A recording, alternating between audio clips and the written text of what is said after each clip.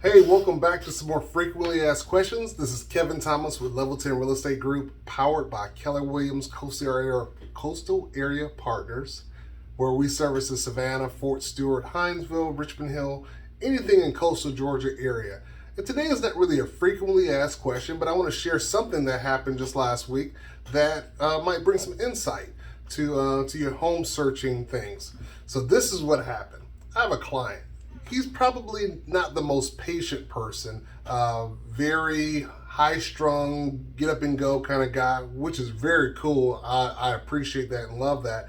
But just sometimes his lack of patience gets in the way of buying a house. So what happened, he called me and wanted to see a house. I happened to be with another client at the time and said, it'd be, probably 24 hours before I could show him the house. And he was like, okay, cool. Well, that night he calls me and says, Kevin, I want to write an offer on that house. And I said, which house? He said, the one I wanted you to show me. I said, well, we still have to go see it. He said, I already saw it. I went and saw it with another agent. I said, you did what? He said, yeah, I went and saw it with another agent. I said, well, did you let them know that you had a real estate agent? He said, no, I didn't, because I knew they wouldn't show it to me. So I saw it and I want you to write the offer. Time out. This is where a lot of confusion comes in, and it makes it impossible for us to get anything done in this type of scenario. A couple things. Because that other agent showed him the house, that other agent kind of technically has claim to the commission if he in fact buys that house even from me, even though he and I are in a binding agreement to work together.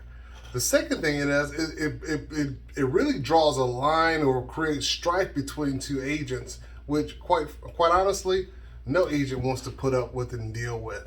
So when you can only have one agent at one time, unless you're working with a team of agents that have already laid out and designed that you may work with me today and her tomorrow and someone else the next day, but you can't cross the line of contacting other agents when you're in a working relationship with one, because it will become an issue.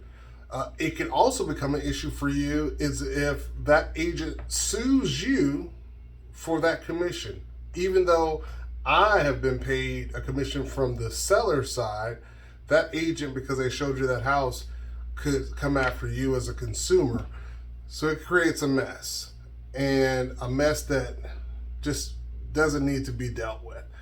So fortunately, we were able to work everything out. We actually did not move forward on that property because at the end of the day, it did not really suit all of his needs. But if that was a perfect house for him and his family, it would have been a problem because we would have had to have a meeting of the minds, sit down and figure out who does what and how it all works out. So do yourself a favor. If you're working with an agent, don't contact another agent. If you find yourself working with an agent that is not suiting your needs and you need to end that relationship, then end it the proper way, and you can speak with your agent about how to do that. But don't contact multiple agents while you're trying to buy a house, because it will create an issue for everyone and it will make it hard for you to buy a house. This is Kevin Thomas with Keller Williams Coastal Area Partners, servicing the Savannah, Fort Stewart area. Looking forward to serving you. Call us at 912-980-6153. That's 912-980-6153. Or check us out online at level10realestategroup.com. Remember, one agent at one time.